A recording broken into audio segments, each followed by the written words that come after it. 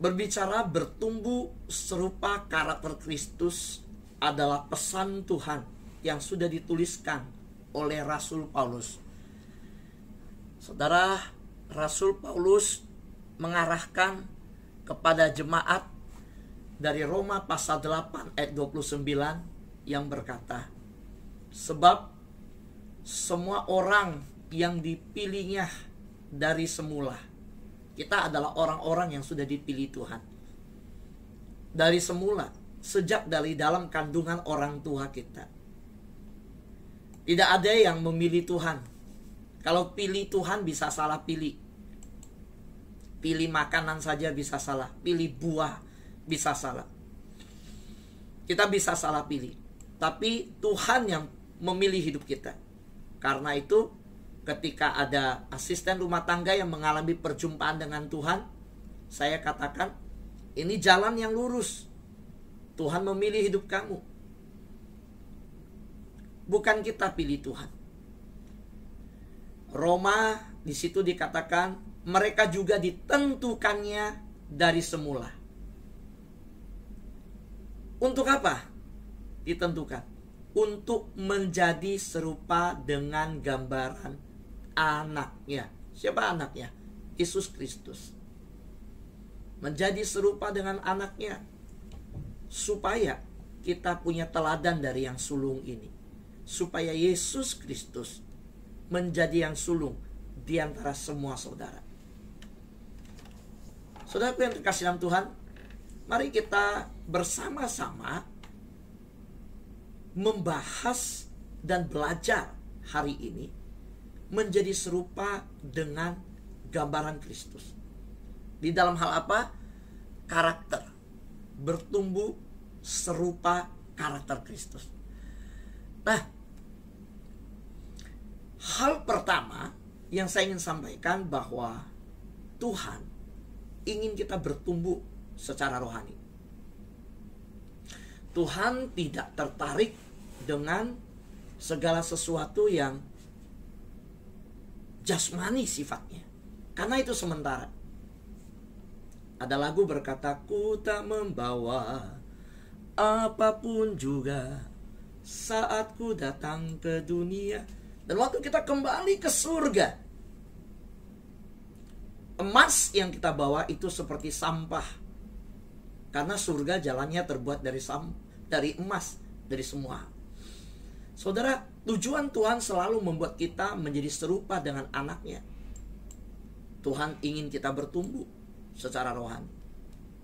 Karena itu Tuhan tertarik. Saking tertariknya, Dia datang ke dunia supaya ketika kita tinggalkan kemah tubuh ini, roh kita tinggal bersama dengan Dia selama-lamanya. Roh kita tidak binasa, tapi roh kita selamat. Karena itulah Dia memberikan Roh Kudus membimbing kita bertumbuh secara rohani. Nah, kalau dalam kehidupan kita, dalam masa kita bertumbuh terasa sakit, terasa berat, terasa bergumul, gak gampang, waduh ngantuk, menderah waktu mau baca Alkitab, waktu mau doa, aduh, roh penurut daging lemah. Waktu lagi mau bertumbuh ke arah Kristus, serupa karakter Kristus, waduh, ada kejadian-kejadian yang tidak mengenakan. Ada keadaan-keadaan yang menimpa kita.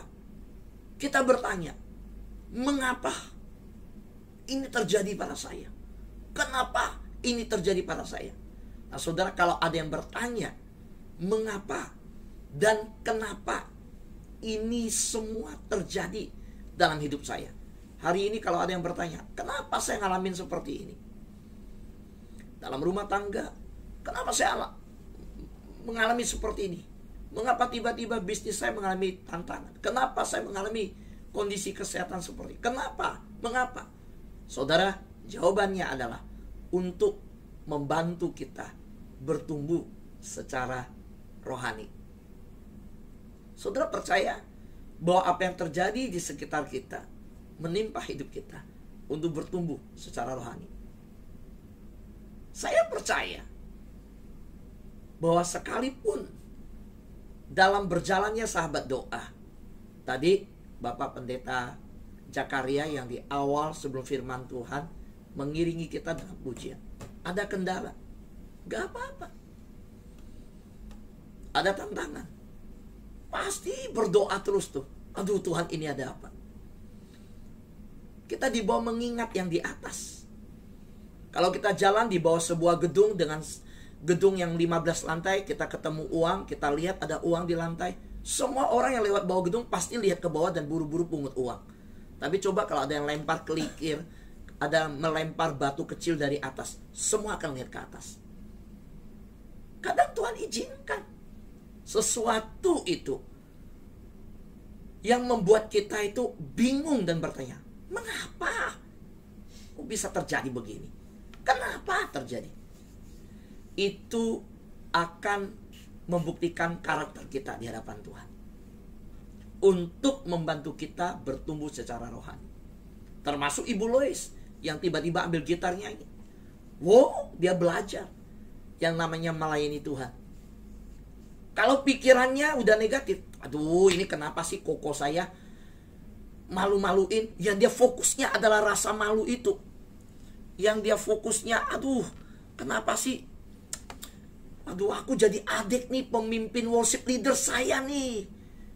Udah Pak Fu tunjuk WL. Yang bermasalah justru koko saya. Orang lain mimpin pujian lancar, ini keluarga saya. Aduh malu-malu. Kalau Bu Louis fokusnya ke kesalahan itu, Bu Louis fokusnya ke sana, percaya saya saudara, Bu Louis tidak bisa menyembah Tuhan memimpin kita dengan leluasa. Bu Louis akan terganggu atau mimpin bingung, gak bisa langsung melahirkan pujian. Tapi saya percaya Ibu Louis bukan fokus kepada kesalahan, dia bukan fokus kepada rasa malu, dia bukan fokus kepada, enggak, layanin Tuhan gak usah malu-malu, layanin Tuhan gak usah baper-baper, layanin Tuhan, maju terus, jalanin terus. Kalau pikir-pikir perasaan gak jadi pelayanan. Fokus sama Tuhan, lakukan terus. Yang katakan amin, lambaikan tangan. Amin. Ya.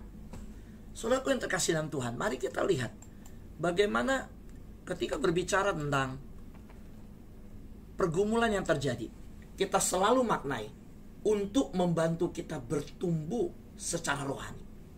Nah, hari ini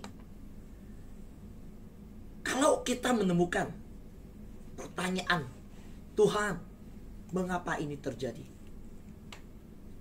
Segeralah ganti pertanyaan itu. Tuhan, apa yang ingin Engkau? Apa yang Engkau ingin saya pelajari dari hal ini?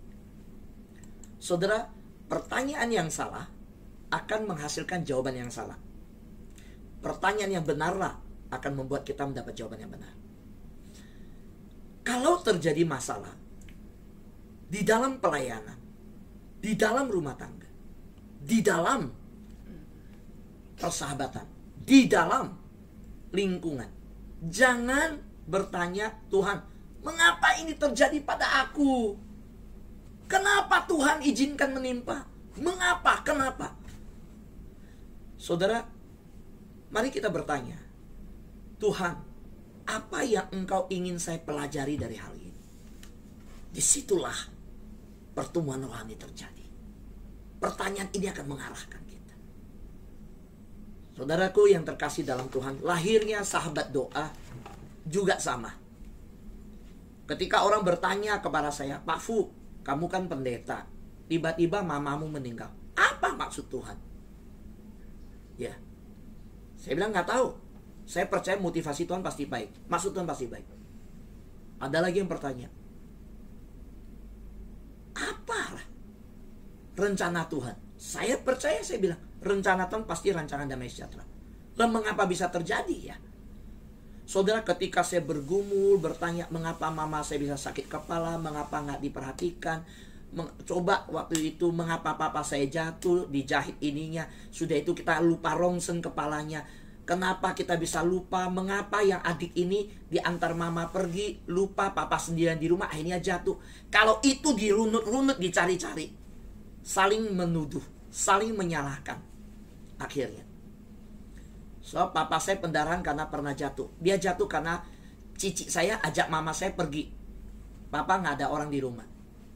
Tapi kalau saya bergumul, mengapa mama saya diajak pergi, kok bisa-bisanya papa saya? Lalu saya bergumul bertanya, mengapa saya di rumah sakit nggak mikir mama saya di rumah sendiri?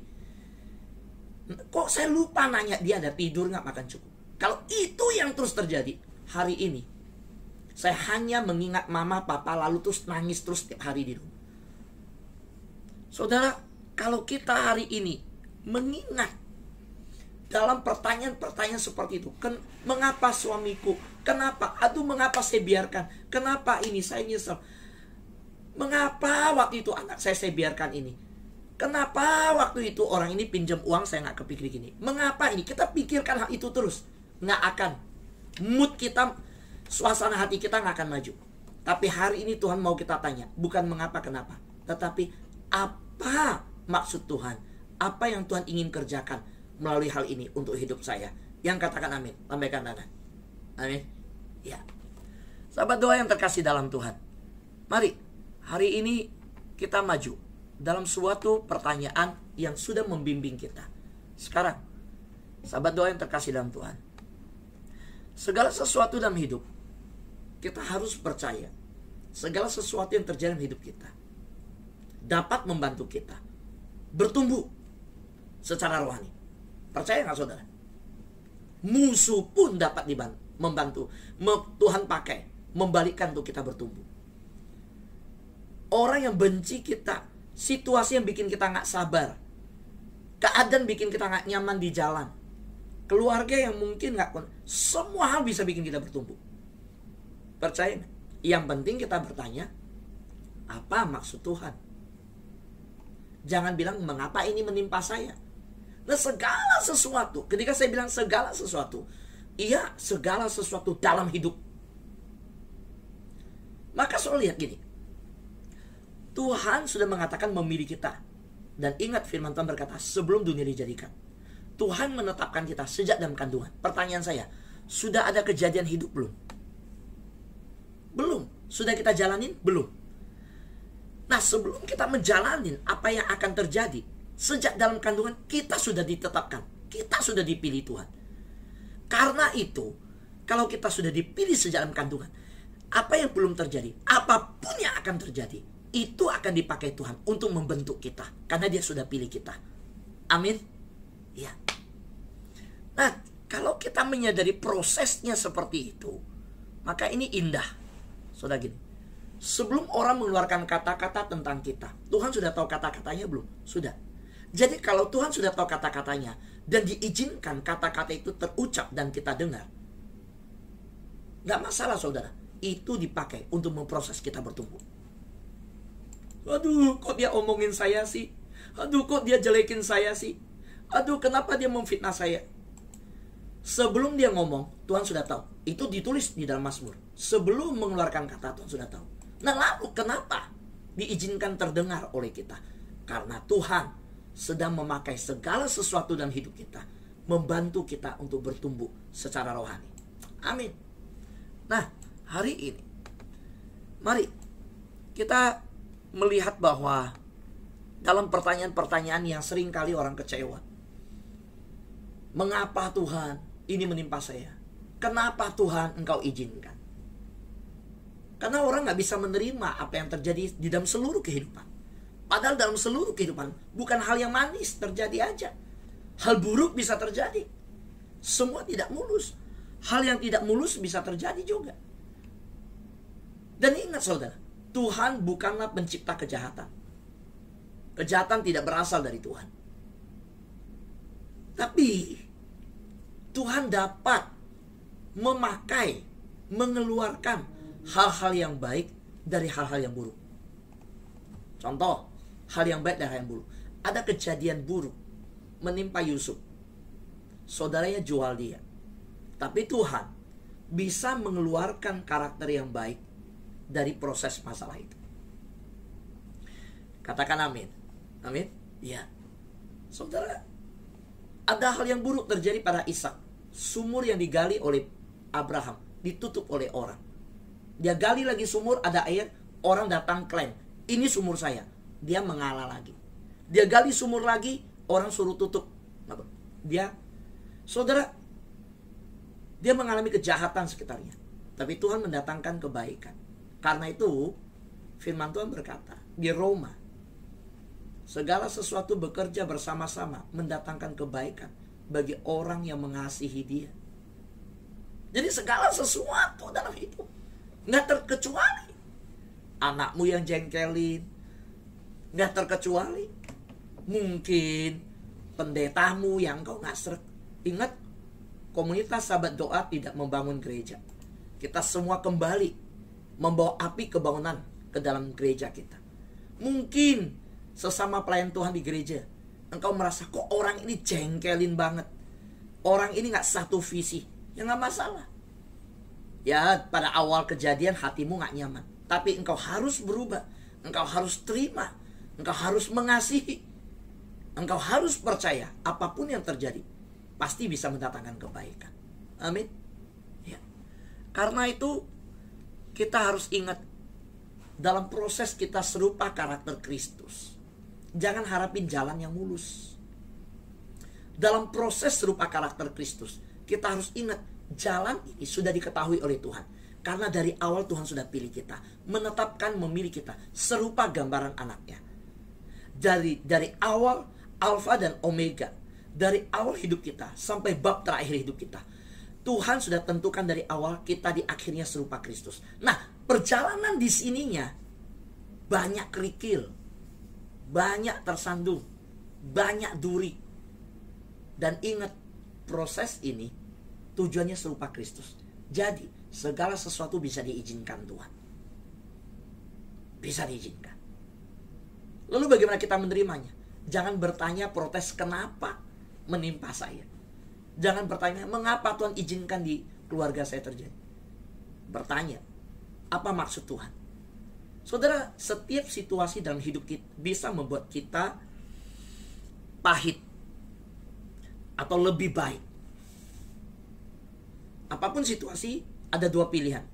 Bisa terjadi pahit, bisa membuat kita lebih manis. Kenyataan hidup bisa membuat kita akar pahit juga. Nah, tergantung itu pilihan kita. Apa pilihan kita itu, bagaimana untuk memilih? Merespon menjadi akar pahit atau menjadi lebih manis? Kalau menjadi lebih pahit, saudara nggak ada mood untuk bertumbuh secara rohani. Kalau saudara merespon lebih baik, saudara tahu iblis pasti dikalahkan. Kita pasti menang. Nah, dalam hidup kita, respon itu, biarlah begini. Kita melihat bahwa setiap masalah memiliki tujuan. Saudara, setiap masalah memiliki tujuan. Setiap masalah dalam hidup, mau masalah kesehatanmu, ya, mau masalah ketika dokter memvonis hidupmu, mau masalah ketika engkau mengalami masalah finansial, apakah itu masalah pelayanan, apakah masalah rumah tangga, pernikahan. Setiap masalah memiliki tujuan. Yaitu, apa tujuannya? Membantu kita bertumbuh secara rohani dan menjadi seperti karakter Kristus. Apa itu karakter Kristus? Apa itu bertumbuh secara rohani? Saudara, tujuan hidup kita, salah satunya harus saudara ingat, untuk bertumbuh secara rohani dan menjadi seperti karakter Kristus. Itu tujuannya. Nah, sekarang apa maksud menjadi seperti karakter Kristus? Apa maksudnya? Menjadi karakter seperti Kristus, ya, saya bacakan untuk kita, yaitu kualitas karakter Kristus itu, dimana kita sudah dikatakan dipilih, ditetapkan dari awal seperti Kristus, seperti anaknya, serupa Kristus. Saudara tahu karakter Kristus itu? Kita tahu bahwa dalam Galatia pasal 5, 22-23 berkata, kasih, sukacita, damai sejahtera, kesabaran, kemurahan, kebaikan, kesetiaan, kelemah lembutan, penguasaan diri. Nah, kualitas yang Tuhan ingin kita kembangkan dalam diri kita adalah kualitas ini. Hari ini, sepanjang hari ini, mari kita mengingat karakter Kristus itu. Kita mau bertumbuh ke sana dan perkatakan firman Tuhan ini. Kasih, sukacita, damai sejahtera, kesabaran. Ini, saudara,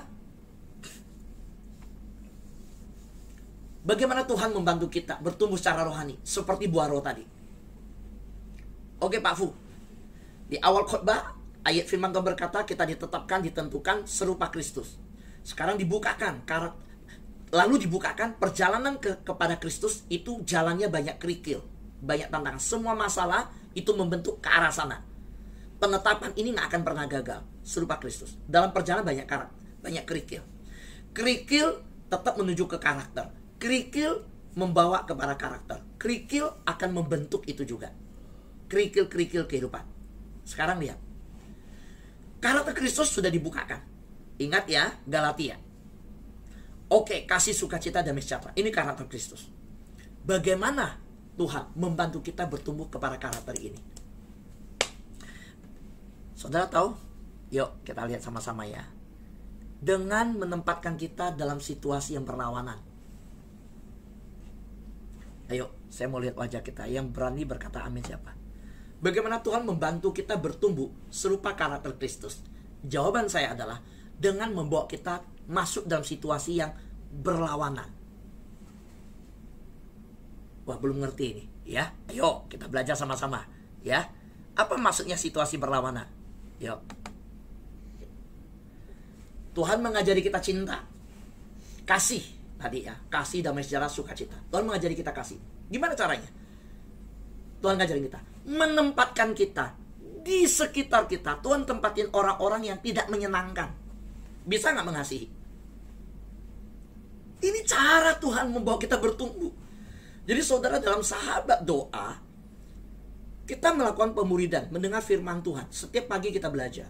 Bagus. Tapi ingat saudara, bertumbuh secara rohani. Satu, kita worship night tiap malam. Kita dengar Tuhan, firman Tuhan setiap pagi. Kita bersekutu. Tapi nggak hanya ini saudara. Setelah kita tutup laptop, tutup handphone kita kembali memasak buat suami kita. Lagi masak, mengasihi dia. Dia ngomong, "Puh, nggak enak makanan ini." Gimana kasihmu?